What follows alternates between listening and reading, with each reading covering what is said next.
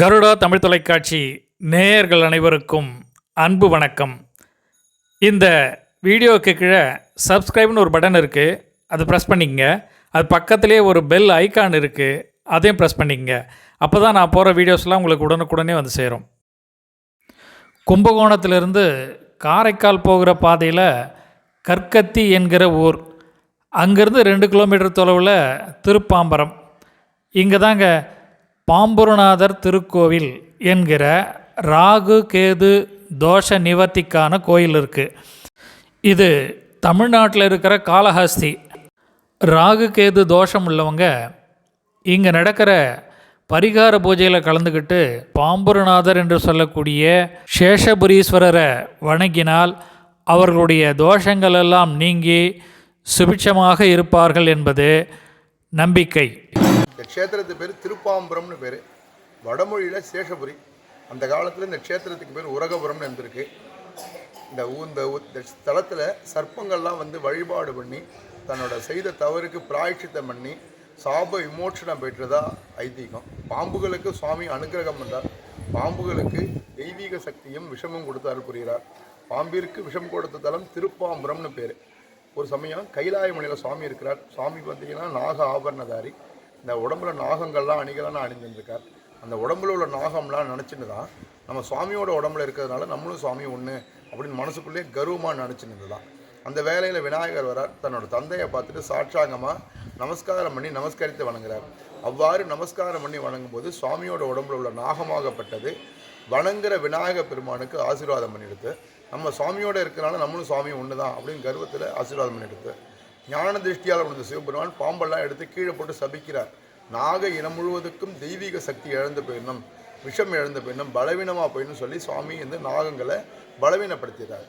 சுவாமி அந்த நாகங்களுக்கெல்லாம் தேவசக்தி இல்லாத காரணத்தில் கைலாய மலையில் வசிக்கிறதுக்கான அருகதை இல்லாமல் போயிடுது. அந்த நாகம்லாம் கீழே பூலோகத்தில் விழுந்துடுது. நாகம்லாம் பூலோகத்தில் விழுந்து சக்தி இல்லாமல் ரொம்ப கஷ்டப்படுறாங்க. அன்றாடம் வாழ்க்கையை அவதிப்படுறாங்க. நாகம்லாம் மறுபடியும் ஒன்றிணைந்து ஆதிசேஷன் தலைமையில் ஆதிசேஷ நாகம், அஷ்டமகா நாகம், அனந்த நாகம், வாசுகி நாகம், தக்ஷக நாகம், கார்கோடக நாகம், பத்மநாகம், மகாபத்ம நாகம், சங்கபால நாகம், குளிக நாகம், சாயாகிரகம் சொல்லக்கூடிய ராகு நாகம், கேது நாகம், இந்த நாகம்லாம் ஒன்றிணைந்து இறைவனை வேண்டி பிரார்த்தனை பண்ணுறாங்க. தெரியாமல் செய்த தவறுக்கு பிராயச்சித்தம் சொல்லுங்கள், தெரியாத சரி தவறை பொறுத்து எங்களுக்கு பிராயச்சி சாப விமோச்சனம் கொடுங்க சொல்லி கேட்கும்போது சுவாமி அவளுக்கு அசரீரி வாக்கா தோன்றி சாப விமோச்சனம் சொல்கிறார். அது என்னென்னா, பூலோகத்திலே இருந்து சிவ பூஜை பண்ணுங்க, உங்களுக்கு சிவராத்திரி காலத்தில் சாப விமோச்சனம் கிடைக்கும் சொல்லி மறைஞ்சிடறார்.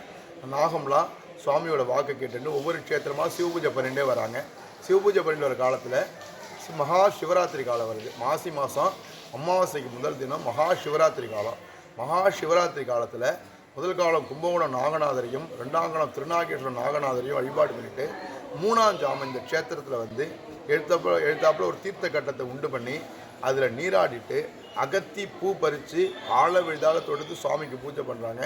சுவாமி இந்த நாகங்களோட பிழையெல்லாம் பொறுத்து கைலாய மலையில் கொடுத்த சாபத்துக்கு சாப நிவர்த்தி இந்த க்ஷேத்திரத்தில் கொடுக்குறார். இந்த ஊரில் பாம்புகள்லாம் வழிபாடு பண்ணதுனால இந்த ஊருக்கு பேர் பாம்புரன்னு மாறிடுது. இந்த பாம்புகள்லாம் நடுஜாமத்தில் அகத்தி பூ பறித்து ஆழ விழுதால் தொடுத்து சுவாமிக்கு பூஜை பண்ணதுனால இந்த ஊரில் அகத்தி பூக்காது ஆழ விழுது திரைய தொடாது. எப்போதுமே சுவாமியோட நாகங்கள் இருக்கிறதா ஐதீகம். அதனால் சுவாமிக்கு பேர் பாம்புரநாதர்னு பேர். வடமொழியில் சேஷபுரீஸ்வரர். ஆதிசேஷன் தலைமையில் ஆதிசேஷன், அஷ்டமகா நாகங்கள், அனந்தன், வாசுகி, தட்சகன், கார்கோடகன், பத்மன், மகாபத்மன், சங்கபாலகன், குளிகன், சாயாகிரகம் சொல்லக்கூடிய ராகு கேதெல்லாம் இந்த க்ஷேத்திரத்தில் இறைவனோடு இருக்கிறதா ஐதீகம். சுவாமிக்கு ஈசான்ய பாகத்தில் ராகுவும் கேதுவும் ஏக சரீரமாக இருந்து சிவபெருமான வழிபாடு பண்ணுறதா ஐதீகம். தன்னோட இதயத்தில் நிறுத்தி இதயமே இறைவனாக நிறுத்தி பூஜிக்கிறதா வரலாறு. திருஞான சம்பந்தரால் பாடல் பெற்ற ஆலயம். மாலினுக்கு அன்று சக்கரம் ஈந்து மலரவர்க்கு ஒருமுகம் ஒழித்து ஆளின் கீழ் ஒரு அறம் நால்வர்க்கு அருளி அனலது ஆடும் எம்மடிகள் காலனை காய்ந்து தம் கள்ளடியால் காமனை பொடிபட நோக்கி பாலனுக்கு அல்கள் செய்த எம்மடிகள் பாம்புர நன்னகராரே பாம்புர நன்னகராரின்னு பதிகம் படைக்கிறார். விசேஷமான புண்ணிய க்ஷேத்திரம். சர்ப்பதோஷம் உள்ளவாலாம் இந்த க்ஷேத்திரம் இங்கே உள்ள அந்த மண்ணை மிதித்தாலே சர்ப்பதோஷம் விளைக்கிறோம். நல்ல ஸ்ரத்தையாக வேண்டிக்கும்.